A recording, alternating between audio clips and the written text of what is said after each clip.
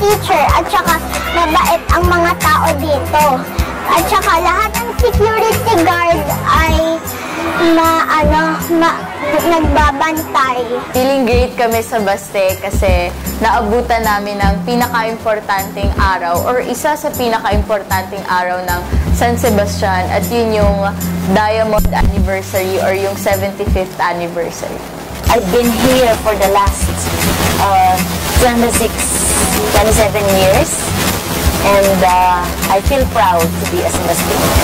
Mababait ang mga tao dito and it's just like a home sweet home. Ang mga empleyado rito, mga bossing, mga fathers, lahat-lahat. Ang Sebastian marunong makisama at masayahin.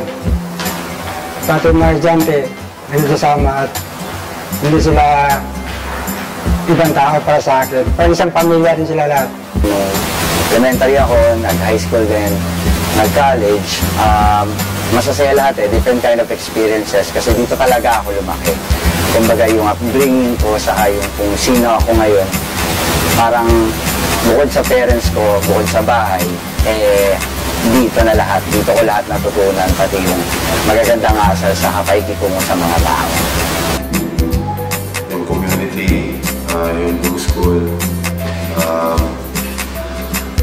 pala kaibigan lahat ng mga staff nila, yung employees nila. And syempre nakakamiss din yung mga memories na nangyari dito ng high school ako. Walang makakatalo doon. The best talaga yung high school dito.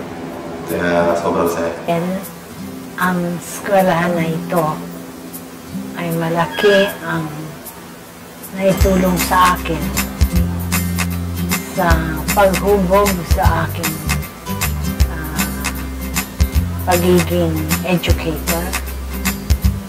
Plus the fact that I spent the best years of my professional life in this school.